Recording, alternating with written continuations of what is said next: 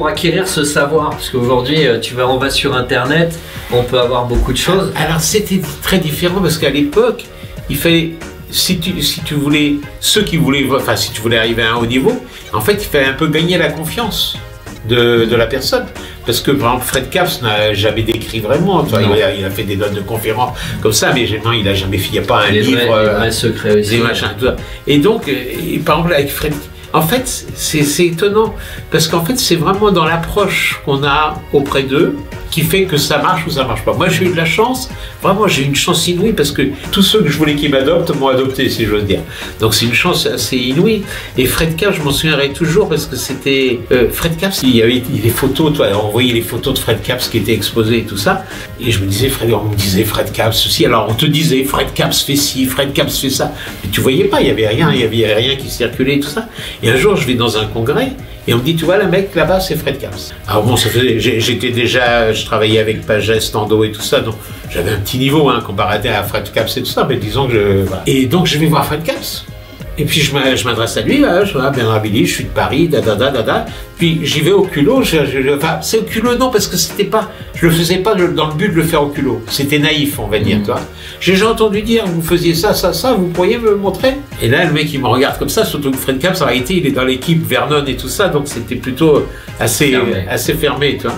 Et il me dit, mais toi, montre-moi quelque chose. Et là, je lui fais mon tour des 4 jokers, qui fait partie de mes chevaux de bataille depuis 50 ans, parce que mine de rien, ça fait plus de 50 ans que je fais de la magie. Et donc, je lui fais les jokers, et je pense qu'il a apprécié le côté original dans la méthode, et dans ceci et dans cela. Et du coup, après, il m'a montré tout de suite tout ce que je lui avais demandé. Incroyable. Et j'ai eu une chance inouïe quand même, parce que quelques années plus tard, il y avait eu la FISM de Paris, et sur la Tour Eiffel, il y avait à l'époque un cabaret qui s'appelait le cabaret de la Tour Eiffel, et ils avaient monté au moment de la FISM, enfin, il y avait eu comme un spectacle spécial magie, où il y avait quand même Richard Ross, Daniel Fred Capps, enfin c'est que des débutants. Et Fred Capps, en fait, le samedi après-midi, il n'avait rien à faire. Et en fait, il m'avait laissé ses coordonnées et tout ça, et il m'avait rappelé, enfin on s'était rappelé. Et il est venu 4-5 fois le samedi après-midi. Il venait dans ma chambre d'adolescente, et on faisait de la magie tous les deux. Des trucs. Alors, ce qui est marrant, si tu veux, c'est parce que dans le DVD Passion, il y a Louise de Matos, il me dit, mais qu'est-ce qu'ils t'ont apporté, tous ces gens-là? Et je ne sais pas ce qu'ils m'ont apporté. Je ne peux pas dire ci ou ça. Mais c'est l'esprit du. Voilà, c'est l'alchimie de tout ce que ils m'ont montré qui fait ce que je suis aujourd'hui, tu vois. Donc, si tu veux, Fred Capps, tu vois que c'était un mec qui était très précis dans les gestes. Il voulait toujours que ce soit hyper net. Vernon, lui, c'était des gestes plutôt très dans le naturel. Je dis souvent, je le dis, mais si tu veux, en réalité, quelque part, Vernon, c'est école Vernon, tout ça, c'est faites en sorte que vos mouvements deviennent des gestes. Parce que le geste est anodin, alors que le mouvement, tu prêtes attention à un mouvement, tu prêtes pas attention à un geste. Donc c'est l'alchimie de tout ça, de Tamaris. Alors Tamaris c'est encore différent parce que je l'ai rencontré un soir à la Fab, on me dit ça c'est Juan Tamaris, et puis on a commencé à faire des tours, et puis après on a été dans le café en face, on a fait des tours jusqu'à 2 h du matin. Moi j'étais jeune, je dis c'était la période, et je suis rentré, je devais aller au lycée le lendemain, mes parents ils m'engueulent parce que je rentre à 2 h du matin, mais bon, la magie toute la nuit. Mais bon, voilà, et voilà, puis après je suis allé en Espagne. Quand je suis arrivé en Espagne, j'ai rencontré Ascanio. Ascanio, je l'avais vu au congrès qui était au Lutetia, un congrès de la FAP, mais on n'avait pas été en contact, si tu veux. J'ai vu la conf, j'ai vu la démo, j'ai vu la conf, basta. Donc, voilà. Je ne l'ai pas rencontré, mais après je suis allé en Espagne et tout ça, et voilà, et donc j'ai eu beaucoup de chance, et te dire lui il m'a apporté ci, lui il m'a apporté ça, non, c'est je me suis imprégné et j'ai pris ce qui me correspondait, parce que ce qui est important c'est pas de faire ce que fait Fred Capps ou de faire ce que fait Vernon, c'est de vous trouver de trouver vous fassiez l'alchimie de tout. Si vous avez rencontré Bebel, Sanvert, machin, tout ça, le but il n'est pas prendre le tour de Bebel ou prendre le tour de Sanvert, c'est qu'est-ce qui vous correspond par rapport à ce qu'ils font, pour que vous fassiez un amalgame de tout ça et que vous sortiez qui vous êtes. Exactement. Et voilà. Et donc le problème c'est pas de faire la technique que personne ne fait. c'est qu'est-ce que vous allez faire de cette technique. C'est tout ça qu'il faut trouver, toi. Jacques Tandeau, une fois, je lui rendais hommage comme ça, on était quelques magiciens, il me dit, mais moi, je t'ai pas appris tellement de technique, je t'ai surtout appris à être malin. Parce qu'en plus de la technique, justement, il faut chercher quel est le truc qui fait que cette technique-là, même celui qui la connaît, il ne va pas la reconnaître. Et ça, clairement ça. Et en fait, c'est le côté malin que tu vas rajouter derrière. Parce que tu vas le faire à un moment où on s'y attend pas, parce que tu vas... Exactement. Parce que... Moi j'ai des exemples de plein moi depuis que je suis à Magic Dream, j'ai eu beaucoup de conférences. Et à chaque fois, on se fait avoir on se dit putain, il nous a eu avec un truc aussi simple que tout le monde connaît. Parce que justement, il l'a glissé au bon moment, intelligemment. Tu l'as pas senti arriver. Exactement. Mais tu sais, je vais te dire une chose. J'ai vu Fred Capps sur scène en conférence. Il prenait un mouchoir, il prenait une cigarette allumée, il mettait comme ça, et la cigarette traversait le foulard. Et le foulard était intact. Explication. Le foulard était à rayures, il y avait une fente sur une rayure. Voilà. Et tout le monde s'est dit, et tout le monde, quand il a fait ça, tout le monde a fait oh. Vernon, je l'ai vu, la première fois que j'ai vu Vernon, c'était une conférence, c'était dans un amphithéâtre et tout ça, et il démarre avec un truc, il étale le jeu sur la table, les gens choisissent une carte, et les gens la montent, tout ça, et les gens remettent la carte comme ça, il prend le jeu, il fait un ou deux mélanges, il réétale le jeu, il prend un joker, il donne le joker au spectateur, il dit vous l'insérez face en l'air dans le ruban où vous voulez. Le mec il insère comme ça, il dégage toutes les autres cartes. Quelles étaient vos deux cartes? 8 de carreau, 7 de pique. 8 de carreau, 7 de pique. Explication. 26 7 de pique, 28. 26. Voilà. Il fait choisir un côté, il fait remettre. Il fait un pharaon, elles sont 1 sur 2. Tu mets une carte face en l'air, elle est obligatoirement entre les deux cartes.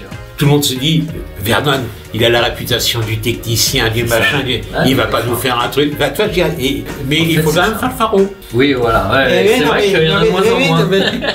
C'est vrai que nous, on s'est fait avoir toujours sur des choses comme ça, mais encore une fois, tu l'as bien dit, c'est faut le faire au bon moment. Et l'autre chose importante, c'est faut faire ce qu'on se voit faire nous. Et il faut arrêter de dire ah tiens ça marche bien, et je vais me forcer à le faire. Alors, des fois, c'est bien de se forcer parce que des fois, on apprend des techniques, des choses comme ça. Il faut pas faire un truc parce que c'est un truc qui marche. Il faut faire le truc parce que tu l'aimes. Parce que si tu l'aimes, tu vas bien le faire. Si tu le fais bien, tu vas t'amuser. Et si tu t'amuses, le public s'amuse. Alors tu peux faire le meilleur tour du monde, si c'est un truc qui te prend la tête, et que tu te forces à le faire, toi tu seras pas à l'aise et donc le public ne s'amusera pas autant que... Là on rentre dans tout ce qui est, pour ceux qui lisent un peu, Strong Magic, tous ces esprits de livres, concevoir des miracles, qui permettent justement de faire le point un peu sur son répertoire. C'est-à-dire que c'est des livres, on va pas apprendre des nouveaux tours, c'est clair, mais par contre on va redécouvrir les tours qu'on fait déjà et les aborder différemment et on est dans cet esprit-là totalement. Et on le voit aussi aujourd'hui, les tours sont beaucoup plus rapides. Enfin, moi j'étais d'une génération déjà, c'était les tours de petits paquets, où les tours on racontait des histoires, etc. Aujourd'hui on cherche des choses beaucoup plus rapides. Moi je fais souvent un parallèle entre le cinéma et il y a beaucoup de trucs très visuels. C'est ça. Le problème, c'est, à mon avis, c'est que le truc visuel tue un peu la magie. Parce qu'il n'y a plus de mystère. C'est étonnant. Alors c'est bien de le faire, je dis pas qu'il n'en faut pas. Mais, encore une fois, c'est de l'alchimie.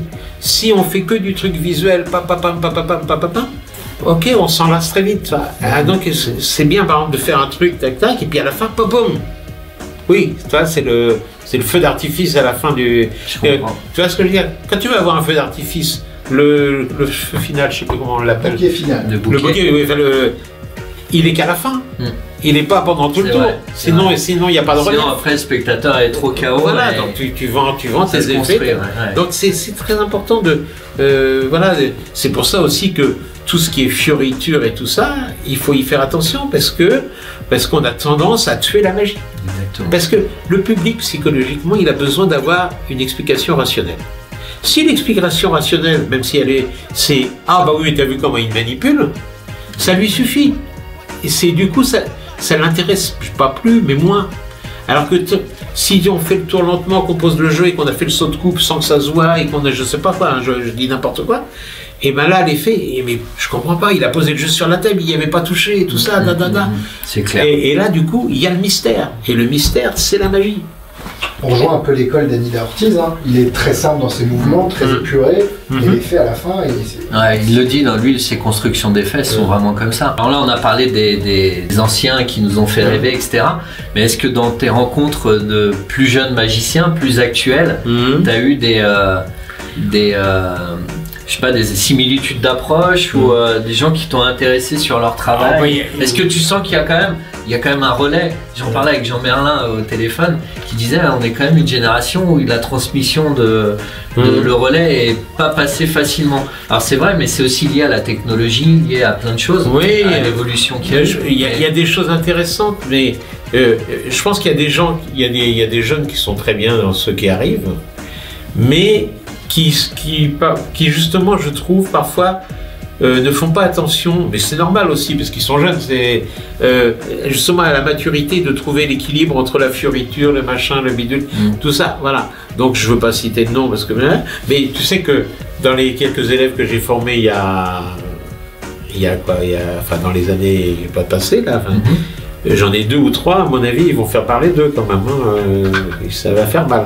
Ça va faire très mal. On a hâte de voir. Ah bah oui, je pense que Maël, Robin et Fabien et Mathieu, à mon avis, ce sont 4 mecs qui vont faire, ils vont envoyer du lourd. Ils vont envoyer, ils envoient déjà, mais ils ont maintenant besoin, justement, ils sont exactement au moment où ils ont la structure, ils ont le squelette qui est solide, qui est fort, et maintenant il faut pas qu'ils trouvent leur truc, il faut qu'ils se trouvent eux. Et ils sont en train voilà, et c'est intéressant. Bon, bah on a hâte de voir. En tout cas, on est assez optimiste. Ça va chier les mecs. Oh pardon, on parle pas comme ça, Magic Green. Bon, en tout cas, merci Bernard, merci à tous. Je reviendrai vous embêter de temps en temps. On attend que ça. Au revoir.